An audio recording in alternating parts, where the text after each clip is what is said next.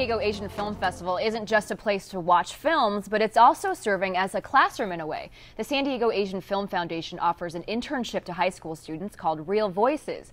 Now I'd like to welcome Jessie Wilson, who heads up Real Voices, and Adam Lee, a student at Valhalla High School. Thanks so much for joining us, guys.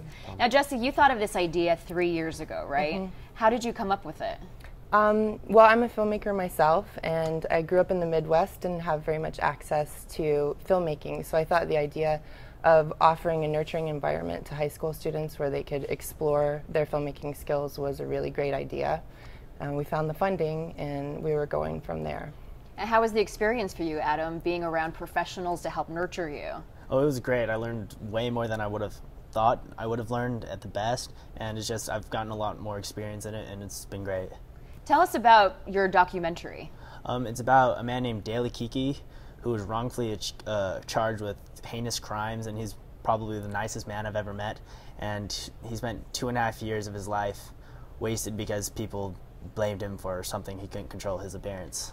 Let's check out a clip of Adam's movie on Daly Kiki right now. They also said that I killed a giraffe and an elephant in the classroom, and that I made the kids drink the blood. I think he was definitely targeted based on his differences, based on his looks and his differences. I think there were people that were uncomfortable with their children being exposed to someone who was different. I think that's the only reason he was there.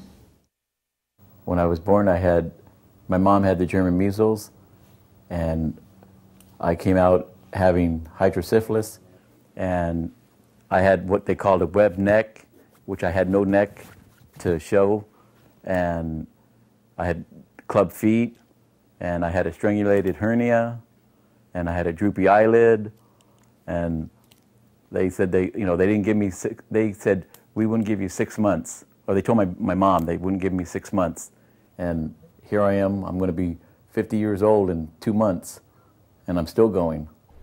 How did it feel for you to be able to see all your hard work in the final product, and to know that thousands of people are going to be able to watch your film? Well, I didn't know it was going to be that many, but it's great because when I was planning it out, I thought I was gonna go all out on this one, and when it came out, I was really happy with the way it looked, and I'm really happy that I put so much effort into it, and I'm really glad with what I got out. Talk to me about how you guys all work together as mentor and as student to be able to come up with these awesome documentaries and to be able to market them. I think we really pride ourselves on the ability to cater the internship to each individual student, and because each of the students might come in with different skill sets, like for instance Adam had produced things before, we might up the level of instruction or offer him special advice, whereas with other students, we're working with them on a different level. So it's really an organic thing, and I think that shows in the final product, us being able to pull the best out of each student based on their skill set. And what is it, Adam, that made you want to be a filmmaker? Well, this past year I really got into filmmaking with a multimedia class I started taking at my school. My teacher just opened doors, and I really got into it, and I realized this is something that I really enjoy and it's something I'm pretty good at, so I really got into it.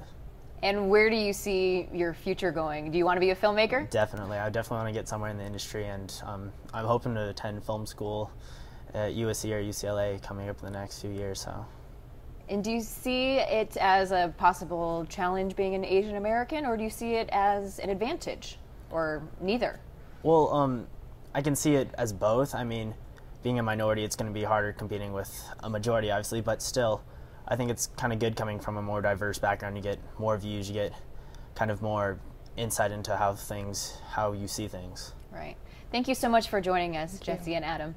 If you'd like to check out the films we talked about on our show and hundreds more for yourself, the San Diego Asian Film Festival is October 11th through the 18th at the UltraStar Theaters in Mission Valley at the Hazard Center. For more information and to buy tickets ahead of time, log on to SDAFF.org. Thanks so much for joining us for Shades of San Diego. See you next time.